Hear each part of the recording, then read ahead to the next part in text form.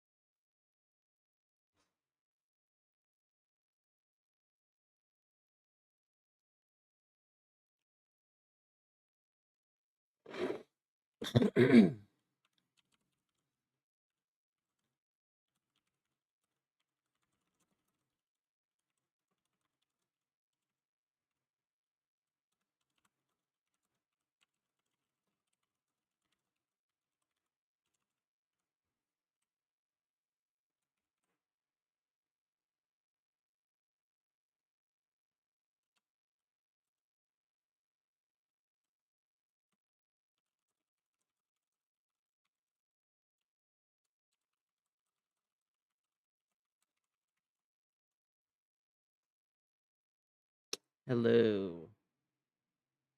You finally made a stream. What do you mean you finally made a stream? Oh, you made it to the stream. I see. Also, latency should be fixed now.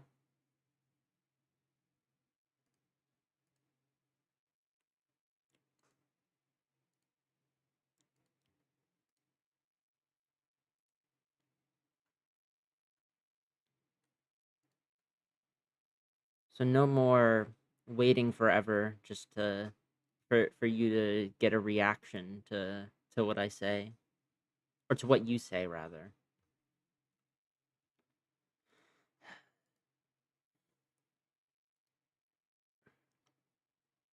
I do wish there was like a universal um link for streams like with Twitch, for example.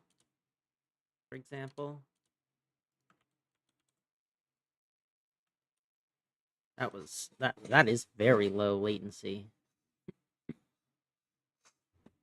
God damn, that is such low latency. I mean, it's exactly what I wanted, but like, damn.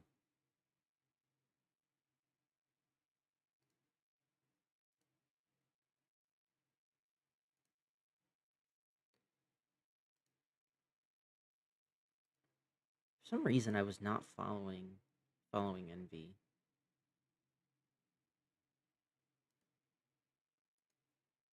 Anyway, Envy will be here soon. She's just got to boot up her computer.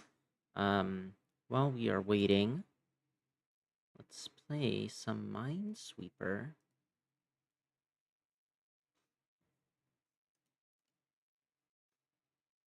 Well, just as a little warm up, just a little treat, you know. Damn, not every day that you see a 7.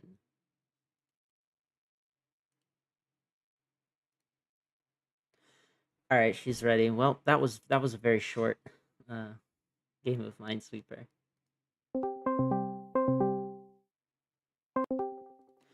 Hello.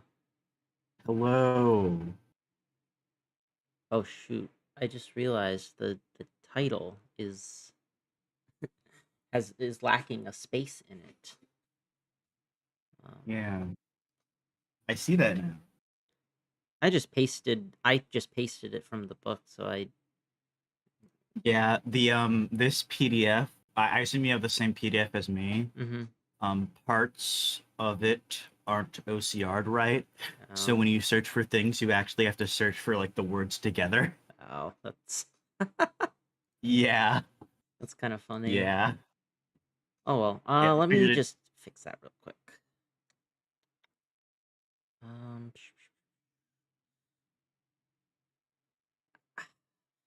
I never I can never figure out like instinctively which button I'm supposed to hit to get to my channel because I if I click your videos, it takes me to a completely different thing. I just want to go to my channel. Like, it's so annoying. Edit I just video. click the top right and then click view channel. It's probably that simple, and I just forget every time. All right, there we go. The title is corrected, and that means that we may now begin. Um, so as always, I'm gonna try to summarize what we read last time. Um, it's been a little bit, so I'm gonna need a second, but I think basically we were just beginning part two of the first chapter. Um, and uh, while in the first part of the first chapter, Latour was more aiming at like I guess scientists, for lack of a better word. He's now, or like scientific realists. He's now going to take more of a step in the direction of aiming at social constructivists and doing more of a more addressing directly to them. Um, Beyond that, this chapter also started talking about um, like what is to be done, I guess, about divinities. Uh, and I think he essentially was making the point that um, we can't just keep trying to rid the world of divinities um, like we have been doing, or like people have been doing, especially people in his fields have been doing. And that instead he wants to let them exist, so to speak.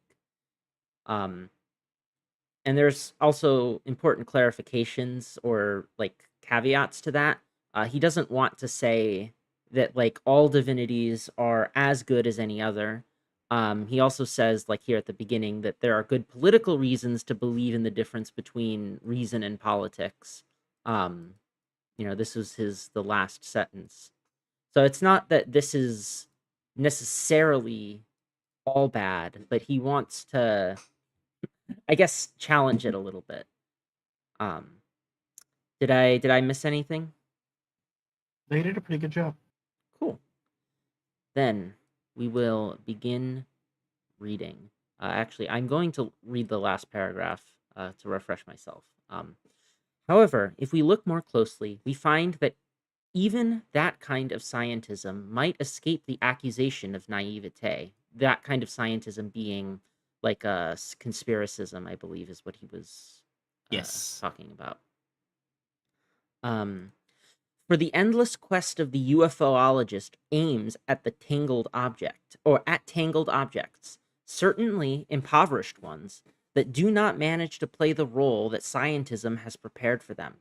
This is a strange misunderstanding, which would then leave naive belief without any examples to use as evidence. The result would be amusing. Epistemologists would thus display to our eyes the only definite case of naive belief in the first degree. A new cogito, a new fixed point. I believe in belief, therefore I am modern. Even that hapax is unproven, however, since the political will that keeps belief in belief alive despite the universality of all the counterexamples, thus reversing the principle of induction, portrays an interesting tangled object itself. There are many good political reasons to believe in the difference between reason and politics. And now we move on to this section. How to establish a list of specifications for divinities. Preliminarily, it seems like this is he means I'm wondering if he means like specifications for what counts as a divinity. Um, but I guess we'll see. Um, From now on, when a finger points toward the moon, we shall look at the moon. This is in reference to a to a proverb he talked about in the last chapter. Or the last chapter, the last section, geez. which was basically like, a fool, when a man points at the moon, a fool looks at the finger or something like that. Um, More or less saying it's, I think what he's using it for is to play on the idea of anti-fetishism as, instead of looking at what the so-called fetishist is pointing at, what the fetishist is gesturing to, what they are trying to articulate. They are instead looking at the finger, or just the act of pointing and the act of designation, and trying to uh spin up a story about like why they are designating it as such. Um, I think that's the point, or that was the point. Envy, if you wanna correct me on that. Yeah. The entire bit is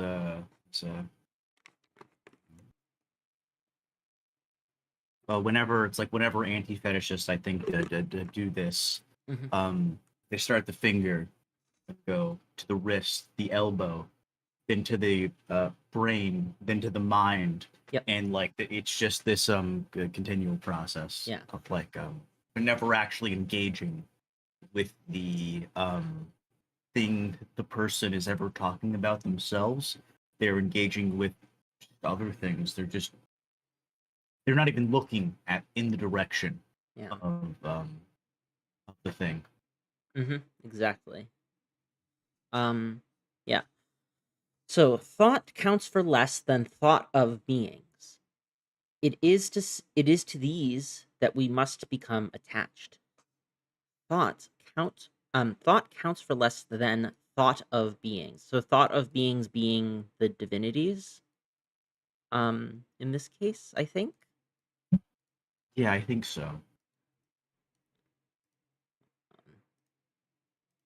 A lot of the difficulty I had um, first reading it was because of he has weird phrases Hmm. that I'm not sure if I'm take them as things that are already said, or if I'm supposed to be taking them as their own notions. Yeah. Um, I think based on how I'm understanding, he's saying, or how I'm understanding it, he's saying thought, so as in like the abstract concept of thought, or people's thoughts of things count less than the beings that are being thought up, or the thought of beings. I shouldn't say thought up because he doesn't want to make that claim, but they're being thought about, and it's those things that we should turn our attention to, and not um people's thoughts on them necessarily. um Equipped with this outcome, let us try to return to the therapy session. Again, context from last time. This is like the ethnological therapy session. Um, ethno psychiatric. Ethnopsychiatric. Yeah, my bad. Um, did you end up looking more into that? I remember you said that I you did find the The thing. book is only available in French. Womp womp. No, so That's too no. bad. But yeah, so basically what he described is I basically like the sessions consisted of these, I guess, like circles of people, like literal circles, like they're sat in a circle. So there's the patient, and then there's the patient's close kin, and then some other important people in the patient's life, uh, like like people who have authority over them. And what Latour was drawing attention to is how these sessions play out. So he talks about first how um the the the people who are not as close to him, like as close of kin, and are more just like important people in the sense of them holding an authoritative position, start to like speak about him as like a subject. Uh Whereas the people who are his close of kin start breaking out into their own conversations, which might be tangentially related to whatever the patient says, but don't necessarily like involve him directly. And throughout the course of the conversation, uh the the patient begins to integrate themselves into it, not as the center of attention, but instead as like just a participant in it, and having like these utterances, these thoughts. Um, and I think and I'm still not fully sure I understand the full significance of it, but that was the surface level description of the session that was given. Um, yeah. Anything to add to that, Envy? I don't think so. Okay, just making sure. Um, at the time, I had no room to install the divinities without turning them into mere representations. But how can we claim to respect entities that we have first deprived of their existence? Is existence not among the perfections indispensable for respect, which the idea of belief never allows us to preserve? So this goes to 50. Let's see.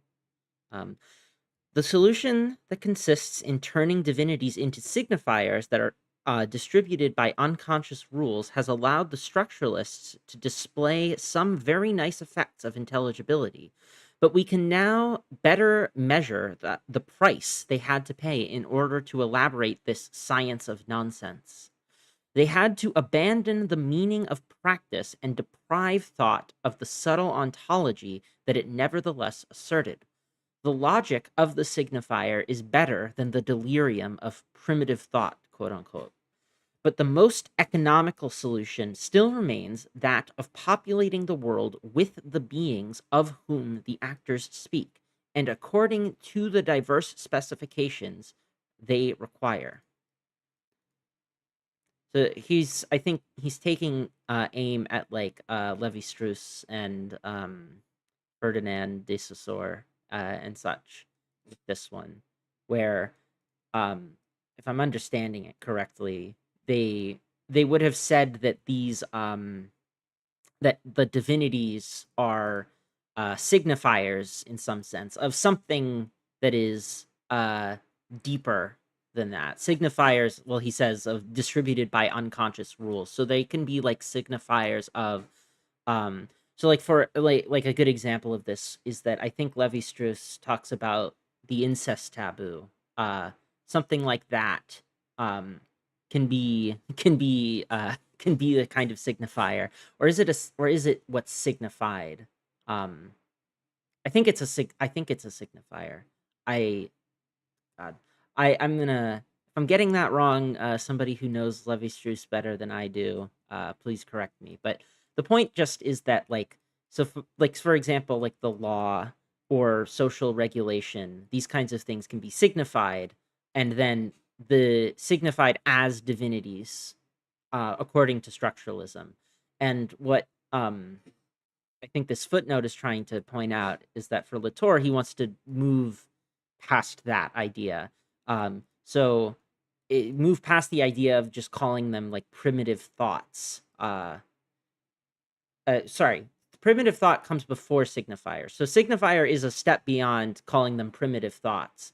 But he wants to even move beyond that and say, no, the divinities, they exist in the way that these people are specifying, and that um, we should try to conceive of the world such that we can accommodate uh, these divinities. Um, anyway, moving on. Thus, I had to come back to the crack that runs between epistemological questions and ontological questions. The new history of the sciences has allowed me to slip in between the two. The lactic acid ferment that Pasteur discovered, constructed, induced, and formed has served as my model for an understanding of the divinities. That ferment would not have its place in the world either if things had to be divided up into causes, interiorities, and representations. Hmm. That that ferment would not have its place in the world either if things had to be divided up into causes, interiorities, and representations. Um,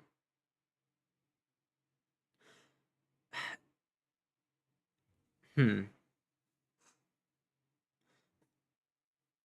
So what I'm thinking about here is that I think that so somebody who's like more scientific might say that in fact the lactic acid ferment can be explained in terms of division into causes, interiorities, and representations.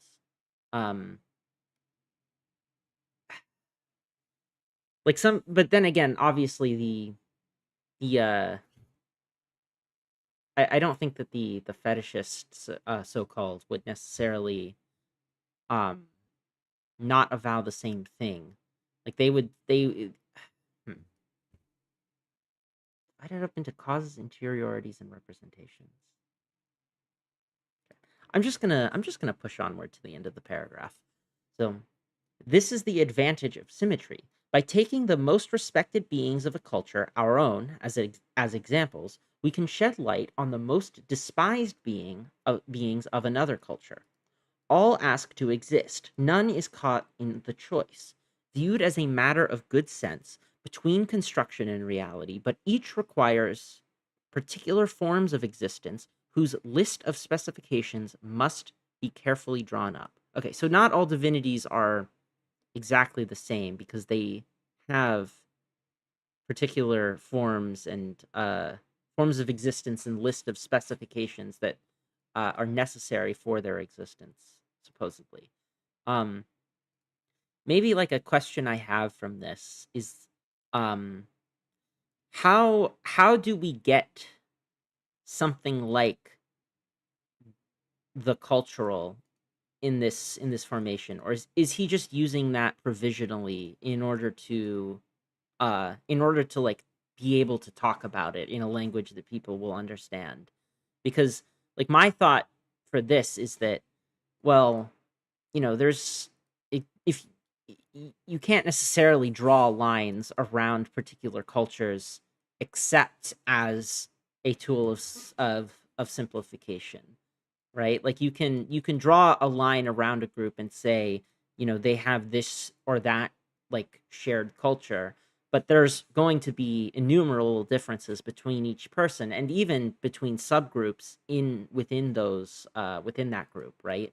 So, um Latour would probably take a similar thing. yeah. Latour, even within like the context of just doing the kind of thing he does with like scientific groups or Mhm. technological groups of like people, he will often like kind of talk about the issues and like how what he's doing is a somewhat a sort of simplification Mhm. of things uh when he's like uh, dividing things into groups like that.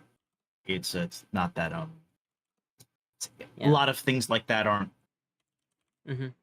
a lot of divisions for Latour are never they're never clear divisions, and he likes to make that care, careful. Let's be careful when he's doing that. Yeah. Hold on a second.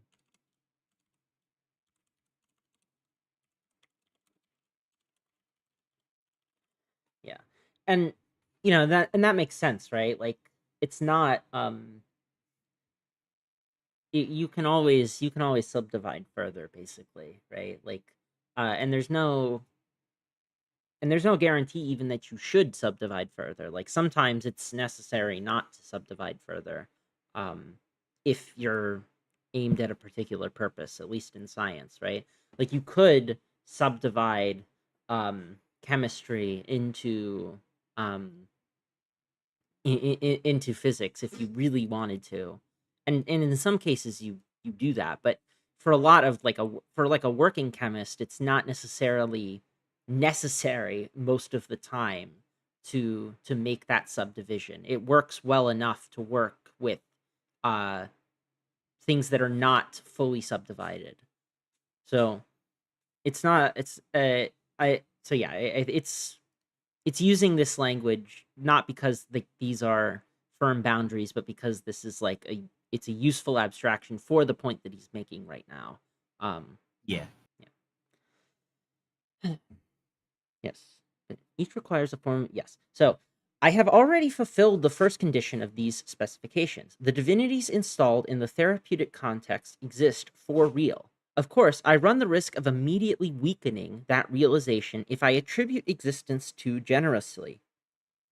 Indeed, at first glance, we have too many things to take into account, since dreams, unicorns, and mountains of gold must be able to cohabit without standing out in any way from gods, spirits, lactic acid ferments, works of art, societies, shallograms, genes, and apparitions of the Holy Virgin.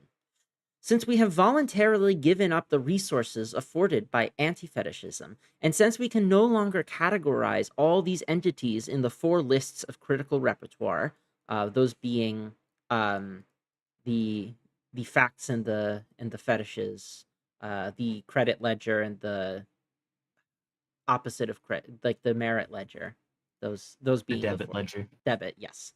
That Yeah. do not know why I couldn't find that word. But yes. So now that we can't divide them into the four lists, we get the heady feeling that anything goes. Next to this ontological relativism, cultural relativism seems almost innocent. Like the Hebrews in the desert, waxing nostalgic for the onions their Egyptian masters used to dole out to them. Are we not going to regret the solid difference between psychic mechanism, representations, and causes? At least it had the advantage of organizing all the clutter, forcing us to distinguish each time between what lay dormant in the interiority of subjects and what was lying around in the exteriority of objects. This new, overly slack ecumenicalism, ecumenicalism plunges us into a darkness in which all cows are gray. Horrified by the confusion, are we not tempted to turn back and raise the same questions once again in the shadows of the factishes split off from the moderns? Is it built by us? Is it autonomous? Is it in our heads? Is it in things? Are we the masters or are we being surpassed? Before we regress to that stage, let us understand the advantage of this sort of I guess sorry. Let me just say, so this is, maybe something I was worried about last section as well. Like, you know, how are we not in the realm of anything goes? At which case in which case we lose the ability to even talk about things in a useful way. But seems like he's going to address that. Um, Before we regress to that stage, let us understand the advantage of this sort of ecumenism for our understanding of the therapeutic process. We do not give in to our irrational side when we accompany a patient who is mobilizing his divinities, any more than we give in to our rational side when we follow Pasteur getting mixed up with his ferment. There are no more sides, or at least there are not just two sides any longer, but many sides, which form facets or folds. Wondering how these entities hold together once they have been torn from the two solid hooks of subject and object, is the same as wondering where the suns, galaxies, and the planets fall when we lose the Aristotelian cosmos. They hold up by themselves, provided that the referential framework of a finite world, endowed with a top and bottom, no longer forces them to make some relative movement, either falling or climbing. They hold up by themselves, provided that the referential framework of a finite world, endowed with a top and bottom, no longer forces them to make some relative movement, either falling or climbing. Like relative to the finite world in this case. Um, Yeah. okay, because you Yeah, could. because they Mhm, exist in this finite world and endowed with the mhm, well the because they're in the Aristotelian cosmos. mhm, They either have to fall or climb. They right. can't do anything else. Hmm. Hold on. Yeah. Similarly, irreducible entities all hold each other up quite well. They lie in their own world without excess or residue. If we grant this point, it becomes possible to speak fervently, warmly, and enthusiastically about Pasteur stirring up his laboratory, his career, and his ferment, and to contemplate that, and to contemplate coldly, distantly, and precisely the candomblé initiates preparing their own divinities. Nothing stops us from using language games the wrong way round, since they no longer correspond to ontological domains. Some of which are cold and others hot, some open and others closed, some spiritual and others materialistic. So I think what he's saying is that by the advantage of this is that you have more, I guess, for lack of a better word, you have more freedom in how you can approach any given um like divinity, as he would put it.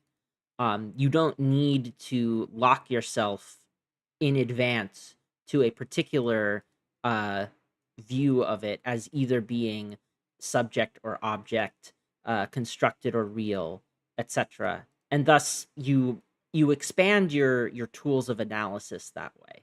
Is that what he's saying here? Do you think?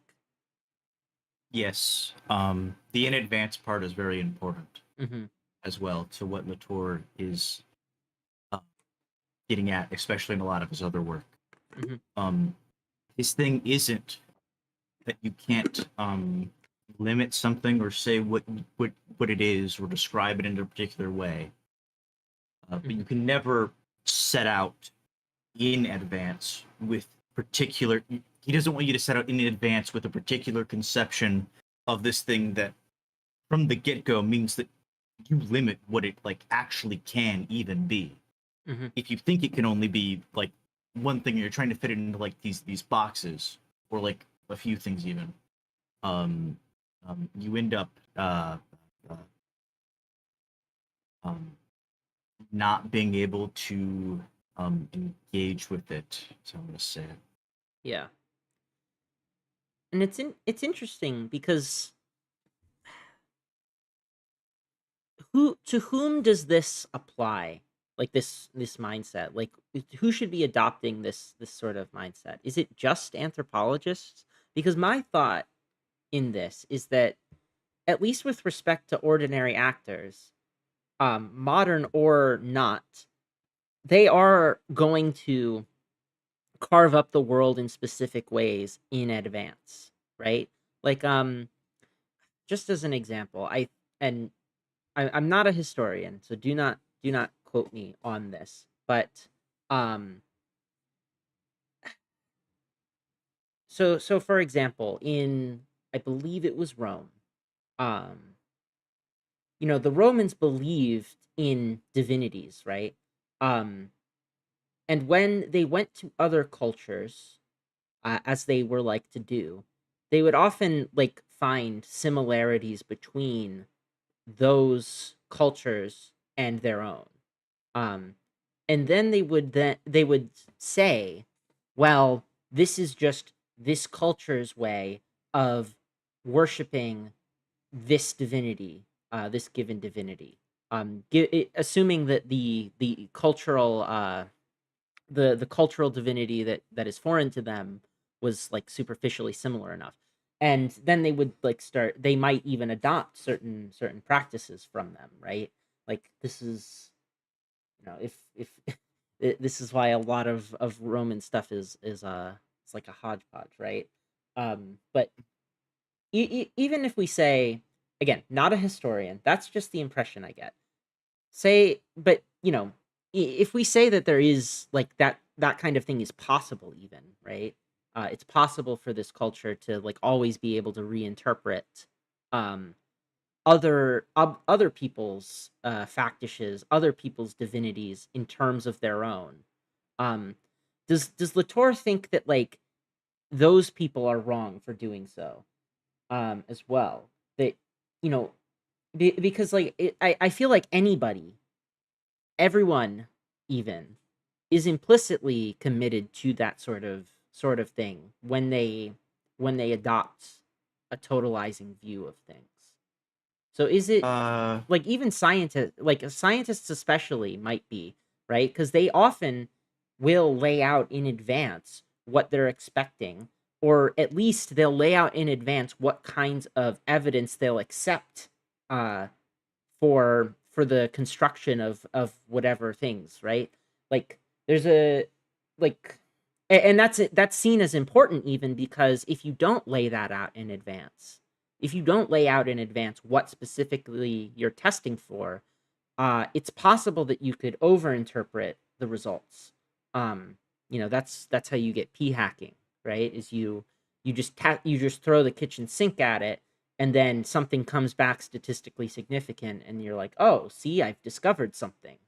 Um, so like to who? Yeah. So I guess to sum it up, like to whom does this apply, right? Like who is it? Just that when we are approaching them from the perspective of an anthropologist or a sociologist, we should adopt this kind of thinking, or is it that everyone should adopt this kind of thinking in general? The core's work, from my understanding, is largely for um, people in the social sciences. Hmm. I don't think he really intends to write for people who are not that like they can't gain anything, but I don't think he really intends to write things for people who are like in like physics or like whatever field he like biology or Hmm. like whatever technological thing he's covering. I think it is largely for the social sciences. But Well, yeah. there's Hmm. when he's talking about um not limiting things in advance, he Hmm. doesn't um when you're describing the thing that scientists sometimes do, I do think that's a bit different from what he means. Hmm. Because you don't. hmm, The key is to follow the data, and the reason why scientists kind of search for specific things is either because they're trying to get data, um, or because they're trying to figure. As how I'm gonna this is how I'm gonna put it. Hmm. There's probably maybe more ways you can put this, or because they're trying to um figure out something in the data that they already have that doesn't um, they don't know about doesn't make sense yet doesn't they don't know is how I'm going to say it, and so I think that's kind of different than what Latour is talking about usually with Hmm. other sociologists. Okay. Just hmm, perhaps. I think that I okay. I think I understand. I have there's a lot more I could say on what it means to follow the data, but I feel like it would just get us off on a tangent. That's probably not super relevant. Um, yeah.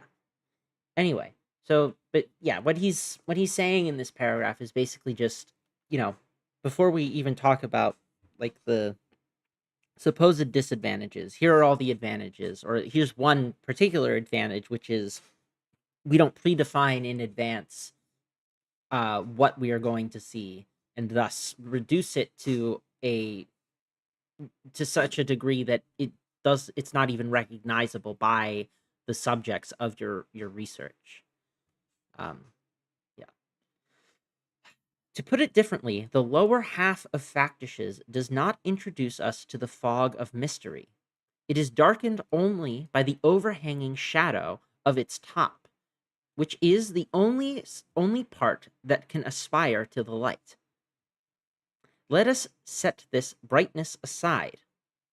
Our eyes rapidly get used to the phosphorescent light that seems to emanate from the entity themselves, as it does from the active matrices of flat computer screens that nothing illuminates from the outside. The language of mystery, the trembling voices, the quavering, the flusters, all that came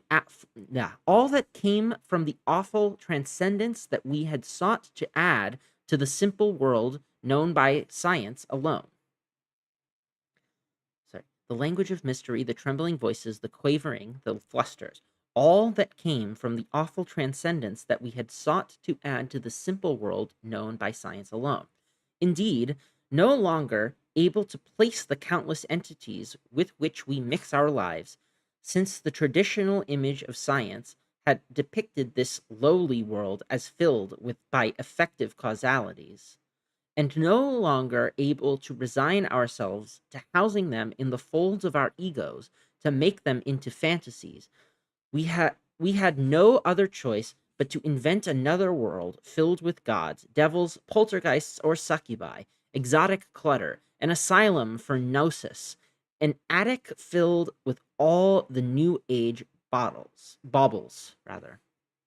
To speak of mystery, or worse, to whisper mysteriously, would be to blaspheme against all the factishes, those of the divinities, of course, but also those of the laboratories. Should we divide the world into top and bottom, nature and supernature? Should we divide the world into top and bottom, nature and supernature, we would prevent ourselves from understanding both Pasteur and his ferment, the patient and his divinities, the pilgrim and his virgin, Jagannath and his stone. There is no other world any more than there is an underworld. There is no reason to fall into the ego's fantasies either. Once these three drains have been plugged, there is no longer any particular mystery, or at least the mystery becomes, like common sense, the most widely shared thing in the world. We are all, as it were, slightly overtaken by events. Hmm. Okay. So um this is still just in it to it's just an extension of what he said before, I guess. Um but in a much more poetic language, I guess. It'd be blasphemy. Also, Mhm. before we continue, Yep. um, um,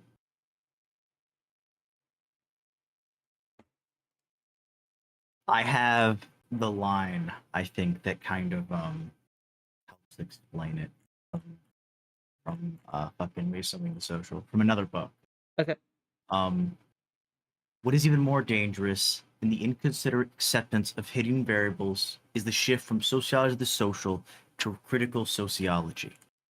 It's the only discipline that finds itself scientific when it not only ignores data and replaces it with uncontroversial data from already assembled forces, but also when it takes the indignant reactions of those who are thus explained as what proves the unbearable truth of the critics' interpretations. At this point, sociology stops being empirical and becomes vampirical. It's the great tragedy of the social sciences that this lesson was not heeded and that critical sociologists still consider as their treasure what they should rather be ashamed of, namely, confusing what obfuscates data with what is revealed by it. Would you qualify as scientific a discipline that puts to one side the precise information offered by fieldwork and replaces it by instances of other things that are invisible and those things people have not said and have vocally denied? For them, controversy about uh no matter how difficult it is, so as to sorry, I actually can just read the whole thing. I just realized. For once, the sociologists of associations were following common sense. For them, controversy about agencies have to be deployed to the full, no matter how difficult it is, so as not to simplify in advance the task of assembling the collective. It's not that you can't start out with it's not necessarily you can't start out with like literally anything. Mhm. I don't think Latour. I'm not even sure Latour would think that possible. It's that it's the the main thing he's getting at is when he's talking about limiting in advance. He's talking about something that not only starts out with particular assumptions, but literally allows nothing to change them. And you'll Mhm. get the opposite of it, and you'll be like, "Oh no, no, no, it's still true." Proves Yes. my point even further. Yeah, This kind so of defense. always being able to uh change your or not change your theory, but reinterpret the evidence you get in order to be consistent with the theory that you already have. Um, Yes, so you postulating hidden variables, I think is what he said there, right? Um, yes. and This is where it mainly happens for him. yeah, So it's, it's like if you find something, you can always postulate that like some hidden variable has made it such that the result that you saw is actually consistent with your theory.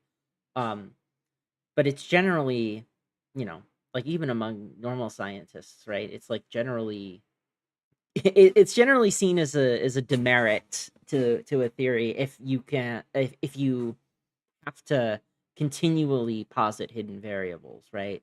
Um, Yes. yeah. Anyway, let me check to see how long this next section is. Because if it's too long, I might just want to stop. Um, oh wow. Okay, so 50 goes to 54, Like 7 pages, I 48. think. Okay, it's 6 pages. That's not so bad. We can get through it.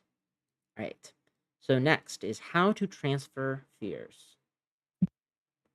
Once the divinities have been seated in existence, let us add to the specifications list the requirement that we be able to refer to them in precise and exact language without using any of the scenographies of exoticism and without needing to believe that they have come from another world different from our own.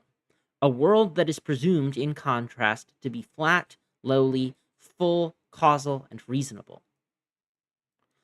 What else must we add? Okay, hold on. Is he gonna elaborate on that? Let hold on. Let's see if if I can just understand what he means without him having to elaborate, because it doesn't seem like he's going to. Um, So once the divinities have been seated in existence, so like once we say, okay, they exist, let us add to the specifications list the requirement that we be able to refer to them in precise and exact language without using any of the scenographies of exoticism and without needing to believe that they have come from another world different from our own. Um, the scenographies of exoticism. What are the scenographies of exoticism? Um, Let me see. What would he be particularly referring to as an example? Um,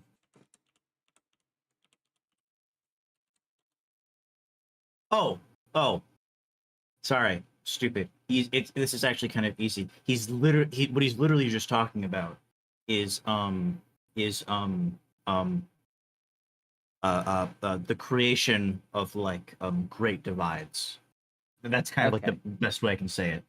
It's like I talk about it on my screen. It's like there's a um uh for him it's like obviously there's the great divide between cultures, but like you can also kind of say that for a lot of people there's a great divide between um humans or human experience, I guess, in Hmm. nature, like the subject and the object, I guess. Yep. And that's I'm pretty sure what he means when he's talking about this, in what he generally means by exoticism, though it takes on I think different shapes Okay. he's talking about.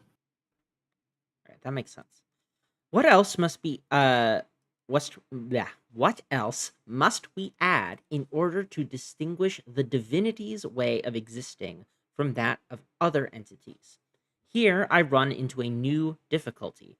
Must I believe that the ethnopsychiatrists say about what they do, or should I follow their practices? Let us not forget that, with the moderns, the upper and lower parts of factices are totally opposed. What is true for philosophers of science may also be true for ethnopsychiatrists, yet the session I am participating in is held in the suburbs. It mixes diverse ethnicities that never would have met except on French soil. It takes place in several different languages. It is videotaped. It is reimbursed by the National Health Insurance Plan. Some of the migrants who show up have been integrated into their new homeland for quite a while. Finally, there are also patients who are native born French from the provinces. It would be hard to imagine a more heterogeneous, less traditional setup. This interests me precisely because it is an artificial instrument. The fact that this apparatus, similar to a centrifuge or a calculator, is clothed in a whole folklore that speaks of cultures, authenticity, a return to the ancestors, village gathering, uh, bobabs, Baobabs. They're like baobabs, the baobabs. they're like the big trees you see when like Ah, anything's like from Africa. I see. Baobab, baobabs. That's usually what they are. Okay. Village gatherings, baobabs, or traditional healers is thus of little concern here. Sorry. The fact that this apparatus is clothed in all of this folklore is thus of little concern. In what follows, I am interested in separating the effect produced by this long range experimental instrument from the ethnography by which some seek to define it. And that goes to 51. But I am a little, I am a little confused. I did I miss a sentence? Hold on. Must I believe? Let us not forget that with the moderns, the upper, what is true for the philosophers? Yes.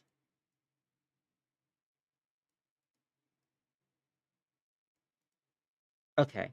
So it says, what is true for the philosophers of science may also be true for the ethnopsychiatrists, yet the session I am participating in is held in the suburbs, yada, yada, yada. What is the. Is he using all of this description to say that it's actually not in the way it's not separate um in the same way He that what Mhm. he I'm pretty sure he's using all of this to say um um to say that he is going to follow Okay, the because that practice of like Mhm. because he refers to the because at the end he says I'm interested in separating the effect produced by this long range experimental instrument from the ethnography by which some seek to define it, Mhm. which does to me like Yeah, seem to be like talking about the and I would theory have I would practice have distinction. yeah, I would have thought that, or at least I would have thought that it's more consistent with what I've read up to this point, but I wanted to make sure that I wasn't I wasn't sure. uh No, yes, it's a very weird way to yes. make his point. It's a very Yes. funny way to make his point. As I see as I see it, this is what explains the inability of French anthropologists to understand Toby Nathan's work. They are looking for an authenticity of ethnicity that they cannot find, and they fail to see that the originality of the Devreux Center laboratory stems precisely from its artificiality. So he's contrasting himself with um other anthropologists who are like looking at what Toby Nathan does. Um Yeah. where other anthropologists are trying to give the ethnography that defines it, whereas he's trying to uh oh, hello Brooks. Welcome to the Quarantine Collective viewers. Um, Sorry. I lost my train of thought. What was I saying? About 51. So Right. that 51 Yes, you're yes, yes, talking yes, yes, about. yes. Yeah, so he's focusing on the practice here, like where uh the effects produced from the ethnography that seeks to define it, or it I in many ways he would probably say like reinterpret it in such a way that it is, intelligible to critical sociology, but not intelligible to the actors who are actually, immersed within it. Um, yeah. So yeah, I think you are. I'm going to trust you on that one. Um, yeah. Also, side note, um, um, the idea that from the artificial we get these like very interesting things, and especially be it above all else, truth is like a big thing for Latour. Hmm. It's um, it's like it's like just like imagine any scientific experiment. It is like the most artificial thing ever. It Yep. is you can't deny that it's not yet. We always talk about that as like scientists do get at quote unquote truth. Uh, Mm-hmm. No, and exactly. so All right. Um, Pushing onward. One kind of energy in particular is produced, put together, spread out, worked, constructed, and dispatched in this context. How can this energy be harnessed? How can we define it? After removing any pretension to authenticity, which would be contradicted by the very nature of innovation, and which would not allow a full appreciation of its originality, I must rule out another phenomenon, certainly an important one, but one that blurs the interests of the energy that concerns us. I am still speaking as a patient and an ignorant person. Practitioners strive, through therapy, to give patients back an identity, to re-affiliate them, to re-territorialize them. The fabrication of an identity, however, requires vehicles, means, procedures, and arrangements other than the ones that mobilize divinities. We whites descended from monkeys are no less affiliated than those who descended from heroes, totems, or clans. And this goes to a footnote to 52. I call this work of representation that is forever in motion, transports of wills, and I see it as corresponding more closely to what is usually called the political. See Bruno Latour. What if we talked about politics a little? Contemporary political theory, number 2, whatever. Concerning those whose ancestors are monkeys, see Donna Haraway, Primate Visions, Gender, Race, and Nature in the World of Modern Science. Um, never heard of this, but that sounds interesting. Donna Haraway is very good. Hmm. Yes. Hold on. So let me read that. We whites descended from monkeys. We whites descended from monkeys are no less affiliated than those who descended from heroes, totems, or clans. What does he mean by affiliated here? Um, he literally is just talking about Oh, what's the like name? to He's literally just re-affiliate talking them. about Yes. yeah. Right. Because the practitioners strive through therapy to give patients back an identity or to re-affiliate them, to re-territorialize them. The fabrication of an identity requires a bunch of stuff other than the ones that mobilize divinities, and we whites descended from monkeys are no less affiliated than those who descended from totems, heroes, clans, etc. Right? So, um, I think what he's saying is that like identity formation, um, that is ostensibly being strived for by the therapist, um, requires a bunch of other stuff that is outside of uh that is outside of like the scope here. I think is what he is saying. Um, at least for the scope of uh of talking about divinities, right? Yes. It's not the same it's not the same toolkit. And then in this respect, uh we whites are no less affiliated. um I guess it's the no less that is a little bit.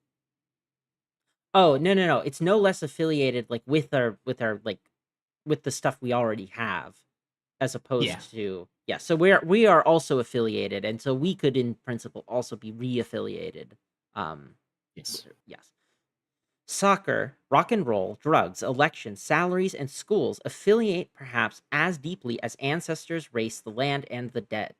Uh, well, there we go. That I could have just read the next sentence. Uh, Whatever. You never know. Sometimes he gives a concise explanation like the very next sentence, and then sometimes you just gotta you just gotta wait till you've absorbed the whole thing. Yep.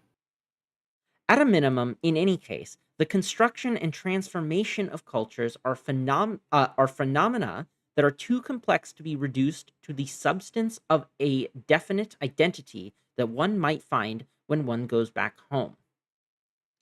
At minimum, in any case, the construction and transformation of cultures are phenomena that are too complex to be reduced to the substance of a definite identity that one might find when one goes back home.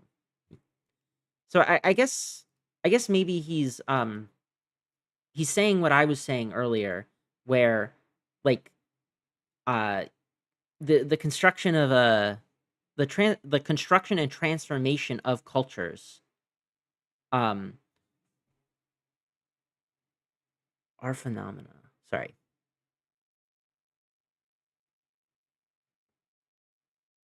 Okay, no. Okay, hold on. It's the construction and transformation of cultures, as in, is he saying that it's being done by the cultures, or is it of the cultures in the sense that it's constructing and transforming the cultures? The latter. The latter. Okay. So then um it does go back to what I was saying earlier about like the very blurry boundaries of cultures and all that. Um, Yeah. culturalism crumbled long ago, along with the exoticism that conveyed it.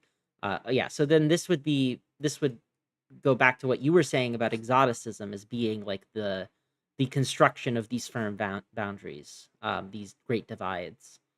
And this goes to a footnote 53.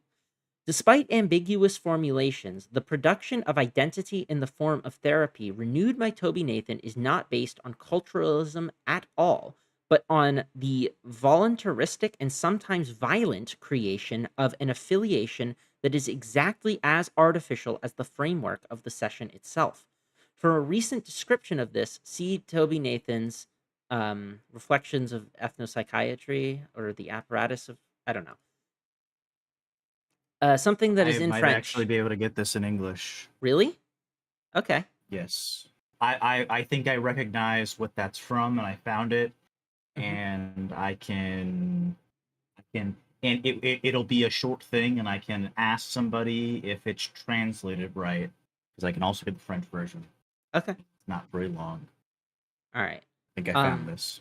yeah, but continuing the footnote, this is an essential point, for it is what distinguishes ethnopsychiatry from a reactionary way of thinking that, on the contrary, pretends to enclose an ethnic identity once and for all within a natural affiliation. Here, too, artifice is the friend and not the enemy of reality, whether in terms of the laboratory setup or the creation of affiliations.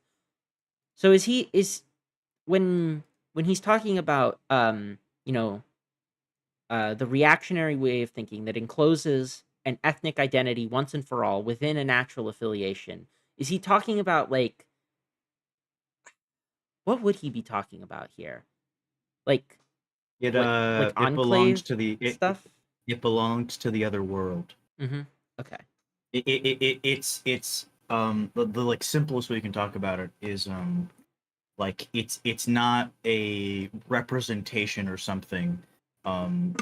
The way like ethnic groups or racial groups or whatever are divided is like a law of nature. It is Yeah. something out there, distinct in some way. Yeah. Pretends to enclose an ethnic identity once and for all within a natural affiliation. Yeah, okay. Yeah. Right. And it's the enclosure that's that's of issue, is the inability to let it, change and let it like have its own independence. Um, to draw boundaries like these, or to draw firm boundaries around it in a particular way. And then whereas with Toby Nathan, he's not appealing to he's not at least on Latour's understanding of what Toby Nathan is doing, he's not trying to like rescue the authentic ethnicity of the patient. It's not a practice of like going back to something, or recovering something that's lost, or reconnecting with something that is like naturally there, but of you know that's just that formulation is just like the clothing of it, quote unquote. It's actually it is the reaffiliation. It's like the creation of a new uh association entirely, and doesn't really make any pretenses to being of this uh of being like this like of being authentic in some like way that is natural or uh essential in some way. Am I understanding I am understanding that Yeah, correctly? Okay. Sorry. I yeah, I I'm think so. I'm getting a little bit more and more inarticulate as we keep going. It'll be fine. It'll be fine. I will live.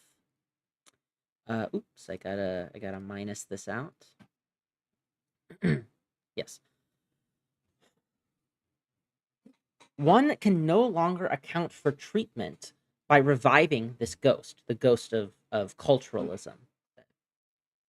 Its roots grow in too many directions, reconnect too quickly, and form rhizomes whose branchings are too surprising for us to hope to affiliate patients by treating them as any of these people uh, They're would by nature. the people of uh I think these are all people from countries around the Ivory Coast, if I'm not Okay. mistaken. I looked it up because I didn't know because me and Wag didn't know what these were. But and they were like they're specific like groups of people um in in Western Africa, I believe it is. Oh, okay, okay. Okay, I understand. Sorry, they're these are groups. They're not like individual people. Yeah, That's what was confusing yeah. me. I thought he was like referring to like previous psychiatrists or something. No. Okay. So its roots grow in too many directions, reconnect too quickly, and form rhizomes whose branchings are too surprising for us to hope to affiliate patients by treating them as these ethnic groups by nature. So Yes. this is Yes. getting to what I was is saying a second ago, which is it's not trying to have them like connect with some kind of innate nature um that is like tied to their ethnicity and like is out there and like prescribed already, but instead it's very intentionally and very flagrantly being like creating this artificial construction that is through its artificiality more like closer to something that is like, do I wanna say truth? I don't know if I wanna say truth because that's a little much, but, like, it is like, the construction here is the advantage of it, and it's what prevents it from being, like, a reactionary, reformulation of, like, ethno-nationalism or whatever. Um, yeah. Yes. Migration and the neo formation of new cultures at this very moment all over the world would make such an attempt impossible in any case. Moreover, to imagine that Gold Coast blacks alone have such powerful cultures and deep ancestral roots, while whites wander soulless and free of the dead, would amount to inverting Charles de Brosse's racism and a failure to apply the principles of symmetry, which would be, for me, a cardinal sin. Yeah, so this is yeah, again, like, this is going against the yeah. Just restating the same things already said in different words, right? So, um, and you definitely see this kind of thing. Honestly, like, I feel like Zionism is maybe, like, a good example of how this sort of thing can manifest, like, this ethno-essentialism, uh, where, you have Zionism, at least the very religious fundamentalist Zionism. I know that some Zionism is, like, pragmatic mostly and doesn't really invoke the ethno-nationalist component except as like a not as a justification, but as like a mobilizing thing. But like the very you know hardcore Zionism that is like, well, this is the Jews' ancestral homeland, with like the deep roots or whatever, right? Um, so they have such powerful cultures with deep ancestral roots, whereas everybody else is just wandering soulless and free of the dead. Though in this case, it might be that like they kind of attribute that sort of existence to like the Palestinians as being like not a coherent a coherent group that has a culture and is just like wandering free floating. Um but yeah, that's just what came to mind based on this like example, but I don't know. Um Thus, the theoretician of ethnopsychiatry of of less interest than the practitioner. The theoretician is less interest. Okay, yes, okay. Yeah, so this is again the focus on the practice as opposed to the what the theoretician says the practitioner is doing. Um here's an interesting question. How does Latour feel about the fact that the the the theoretician of ethnopsychiatry is often the practitioner too. Or I don't want to say with ethnopsychiatry specifically, but like with any given like science, right? There are practitioners of science who are also theorists of science. They do experiments and they have theories about what those experiments mean. There are working experimental physicists who nonetheless like opine on like the on like the theoretical aspects that go beyond what practice has. Um, so what does Latour say about that? He Like, he gonna sound strange. He probably doesn't view them necessarily as a theoretician, or at least not all of their work they're doing as theoretical. okay, Because I think what Latour would say is when he was writing his book Lab Life, hmm, that was practice, even though you can like almost certainly like put it in like a sort of theory grouping as well. okay, Like you um theory is I don't actually know how to explain that. It's it's a weird thing. Also, I think he talks about it in Politics of Nature. He wants to be in Politics of Nature, he wanted to be careful with invoking that hmm, because it's I don't think he even thinks it's like a clear line. yeah, okay. I think I mean I also think the line is a bit unclear, or I don't know. I tend to just take the pragmatist line of saying that these things are practices, but um, that's just like my priors, right? So I don't know.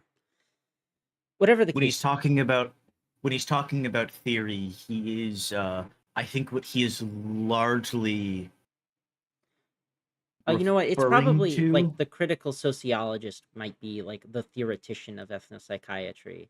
Well, also it Yeah, could be so it could be that, but it could also be I think the theoretician of ethnopsychiatry is also the person who tells you what the practitioner is doing versus the practice, right? So the thing we were yeah. talking about earlier. So I think it could be uh both of those things. And but what he wants to say is like what's of interest to him is the practitioner. Um so yeah, so what does the latter do? He heals by means of gestures performed with an experimental and artificial framework that reveals a particular type of energy whose existence we had forgotten, preoccupied as we were with epistemologizing our objects and psychologizing our subjects. He is a great charlatan, and I would not have understood what he was doing if I had not given a positive twist to his word, which is usually used to stigmatize an incompetent doctor. So if we go to that footnote, see the text by Isabel Stangers that constitutes the second half of Nathan and Stanger's Medicines at Sorceries. Is that Medicines Side as? note, Hmm. what this the title in English, this is translated into English, so a few books that is. Mhm. It's called Doctors and Healers in English. Ah, I see. So it's doctors and healers. Okay. The will to do science, quote unquote, deprives the charlatan turned researcher of the ability to understand the influence he is exercising. See Isabel Stanger's Another Thing that I can't read. Uh, this book allows for a positive and non-critical reading of Mikkel Bork-Jacobson's Remembering Anna O, A Century of Mystification. According to Stangers, in applying to humans an epistemological model that no researcher had ever applied to objects, and thus what? According to Stangers, in applying to humans an epistemological model that no researcher had ever applied to objects, and thus imitating a non existent scientific model, psychiatrists have failed to see the specific originality of the therapy. Paradoxically, one must treat humans as Pasteur treats his lactic acid ferment in order to begin to make them talk in an interesting way. On this whole confusion among theories of agency, see Isabel Stanger's Another Thing that's in French that I can't read.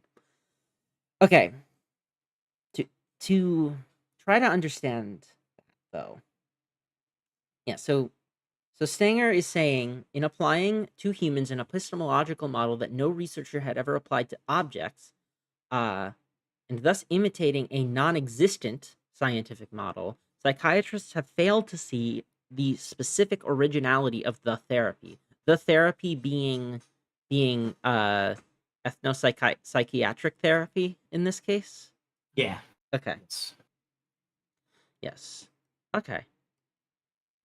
Constitutes yes.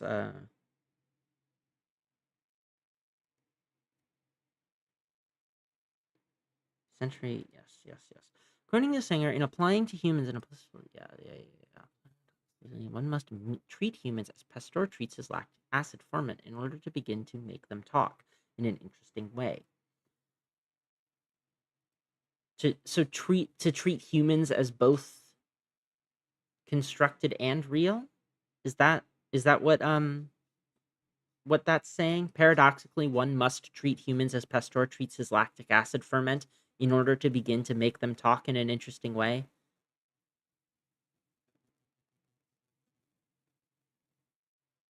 I don't know if that question made sense, but like, um, sorry, say again? yeah. So paradoxically, one must treat humans as Pasteur treats his lactic acid ferment in order to make them talk in an interesting way. Does that mean treating humans as both real and constructed, the way that Pasteur treats his lactic acid, or does this mean something else with respect to this? Yes, yes. Okay. Sorry, the former, the Yes. former. Okay. What I should say. Also, by the way, I Hmm. was trying. So the reason why I was doing it is, I'm pretty sure. Okay, it's the first citation by Isabel Stengers is her. I think either chapter 6 or volume 6 of her book Cosmopolitics. Okay. Is what it's from, and then or wait, is what the last thing is from. Okay. Again, and then let's see if I can actually find it. Okay.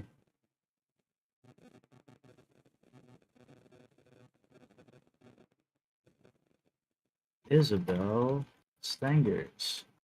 But also going to be Hmm? Sorry. Did you? Anyway. Do you mind if I keep reading while you're trying to find that? yeah, Cool. yeah. Um. Where did I leave off? Right. So he's a great charlatan and would. Oh, Hmm. I think it actually might just be the invention of modern science. Oh. Is what it is in English. Oh. Okay.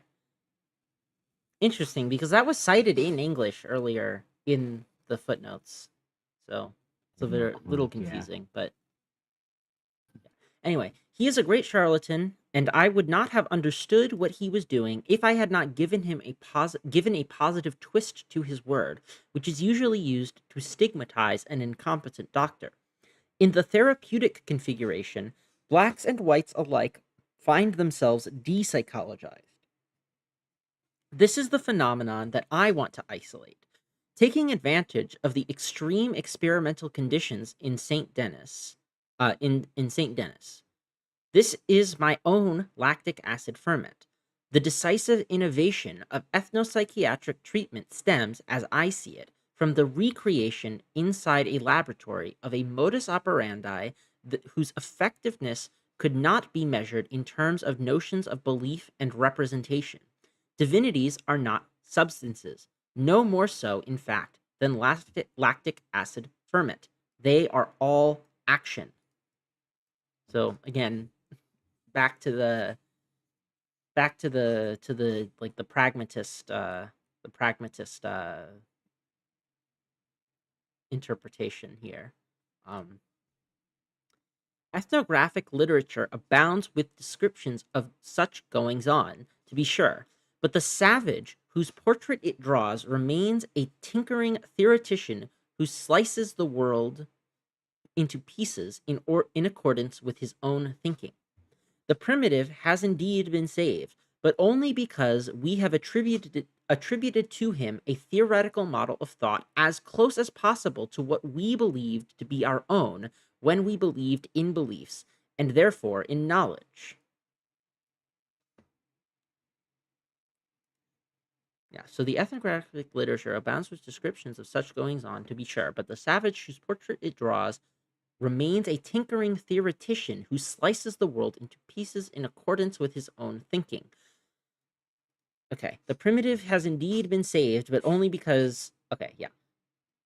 Basically because we've made the primitive into critics. We have thus saved him by saying he is just like us. Uh which is not what Latour wants to be doing. Unfortunately, the science that is used for this defense owes everything to the theory of epistemologists and nothing to the practice of charlatans. So if we go to 55 on that one,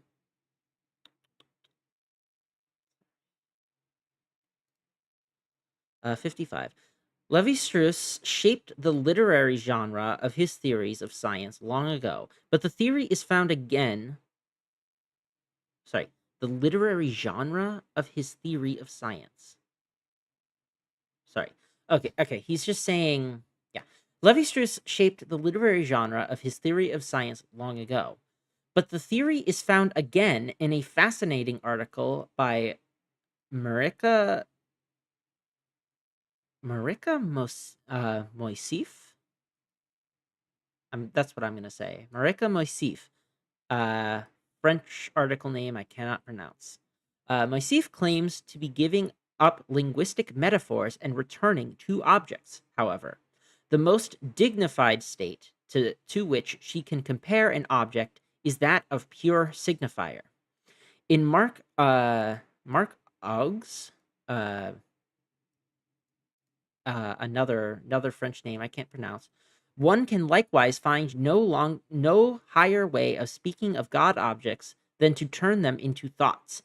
Uh, telling needs matter at once to represent itself, to speak itself, and to actualize itself, and matter needs telling to become an object of thought. The degree to the degree to which ethnologists' positivism concerning their access to nature shapes their definitions of culture in advance is never adequately measured. It is very difficult to find ethnographies that have been able to rid themselves of Kant. Okay. So I think that he's giving two examples of um,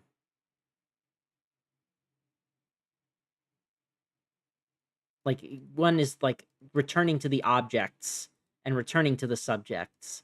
Uh, so he's talking about them as if they're like reductionist project, like these are particular reductionist projects that he's not wanting to that he sees both of them as like positivism of a kind that he's not enthused with. um I think is what this is saying. Yeah.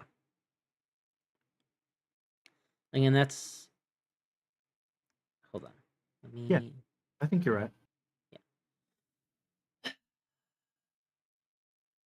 where did I leave off? Right, so instead of comparing theories, Footnote yeah, 55. sorry. I was just saying. I was just saying. Yeah. You said that and then you kept reading. Oh. Then you started reading. Yeah. Instead of comparing theories, let us compare practices, in the sense defined earlier in the shadow of factishes. No one can describe the coherence of a thought system better than an anthropologist, but nobody can do better than an ethnopsychiatrist in recreating the effectiveness of a gesture that here and now in the Parisian suburbs heals through the double artifice of the treatment configuration and an artificially induced affiliation. Yeah. Okay. That makes sense. Our list of specifications is slowly growing. These divinities exist. They are the subject of a positive discourse that is not mysterious in the least. They are not substances, but a modus operandi. Their effects can be observed on whites as well as blacks under conditions that can be as artificial as one might wish, as long as everything is made to revolve around the gestures that heals. The gesture that heals. Hmm. As long as everything is made to revolve around the gesture that heals. What does he mean specifically by that? Um. Uh, I think what he is referring to is Mhm, the mending. He might be. I'm pretty sure he's referring to the mending mhm. of the split, the little split. I remember in it was 6, the one where it's like Oh, the lower okay, half, the theory and practice. I think that's what he's referring to. okay. Because there is because he also talked about the gesture that heals in the last sentence of the previous paragraph, but I thought in that context it was about um like healing the patient, but he might be using it as like a double as a double meaning here. Um hmm. Recreating. Yes. So as long as everything is made to revolve around the gesture that heals.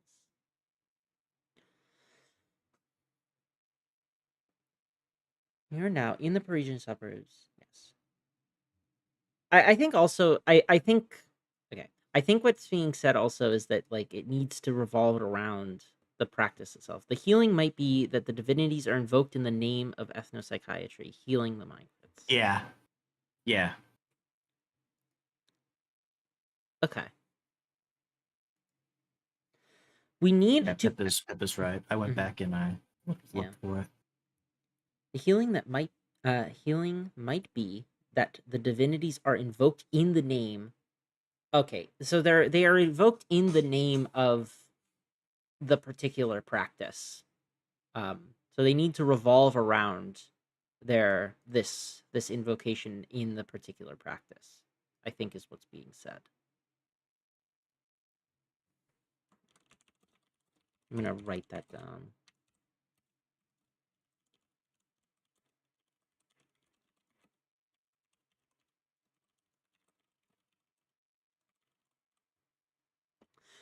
We need to add one more feature before we can define these divinities. They cannot be mistaken for gods.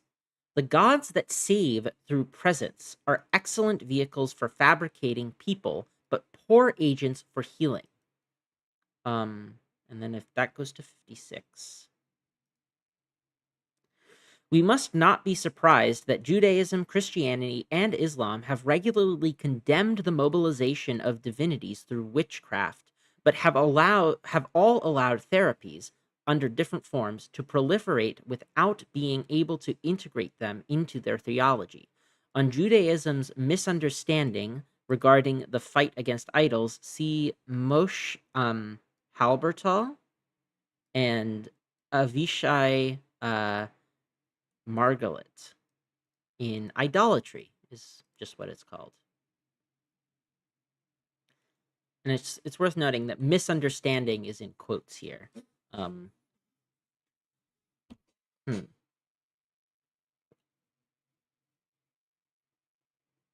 Yeah, so they can't. So they need to be divinities, but they cannot be gods, and or they cannot be mistaken for gods. The gods that save through presence are excellent vehicles for fabricating people. So I guess fabricating people in the sense of like through of identity, but poor agents for healing. The subject constituted by the gods does indeed escape death, but that does not mean he is healed. Okay, I want to say, I do think that you were right about healing earlier as also being about the divide, right? Because he is, I think, there's kind of, I think there might be a double meaning here. Um, Yeah. because the subject Uh, constituted by the gods indeed escapes death, but does not mean that he is healed.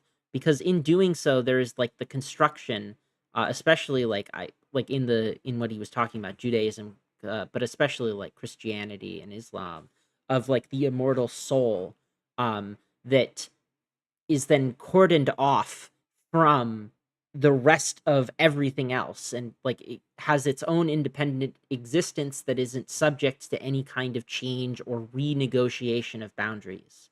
um and so, and in that sense it's not healed because the great divide is still there. um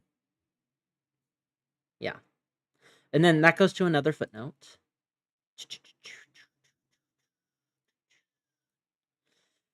I use the expression person formation to designate this particular mediation as different from the one studied here as it is from the will formation by which identities and representations are fabricated.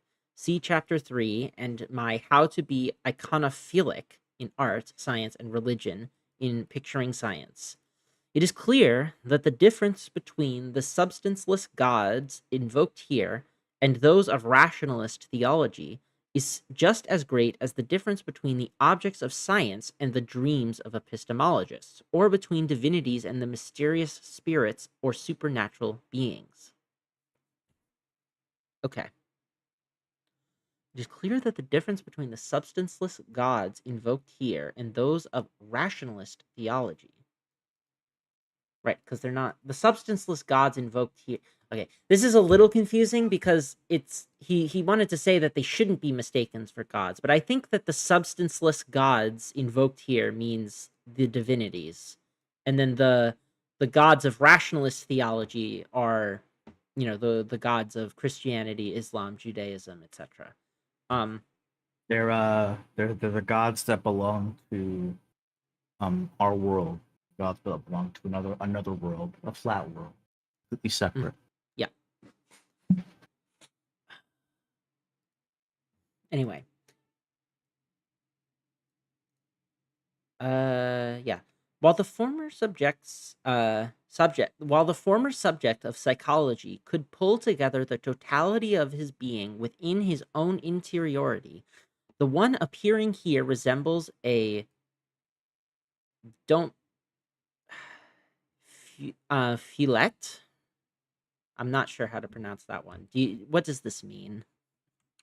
I just It's like a French pastry. I'm pretty sure it's like Mhm. I'm pretty sure it's referring to. I'm pretty sure it is like he goes on to say it's multi-layered. It's a multi-layered thing. I think that's how you make it or something. Wag was explaining it to me, or Pep was Okay. explaining it to me when it came because I didn't know what it was either at first. Uh, Apparently it's pronounced fuyete. Fuyete. Fuyete. Fuyete. Fuyete. Fuyete. Anyway, here resembles a feuilleté, a multi-layered entity traversed by various vehicles, each of which defines him in part without ever fully pinning him down. Yeah, so this is the subject in ethnopsychiatry as opposed to um like previous psychology. Yeah. As we are beginning, or so I hoped, as we are beginning, or so I hope, to perceive, sorry, as we are beginning, or so I hope, to perceive, abandoning the difference between the interiorities of psychology and the exteriorities of epistemology is not the same as mixing everything up. When we lose the distinction between representations and facts, we by no means plunge into indifferentiation. If we follow the various vehicles, on the other hand, we can trace distinctions other than the only two allowed by modern sonography, continuing on to register many other contrasts. So, this is going back to the whole thing of not foreclosing the possibilities in advance, letting things play out as they do, rather than trying to predefine the way that they play out.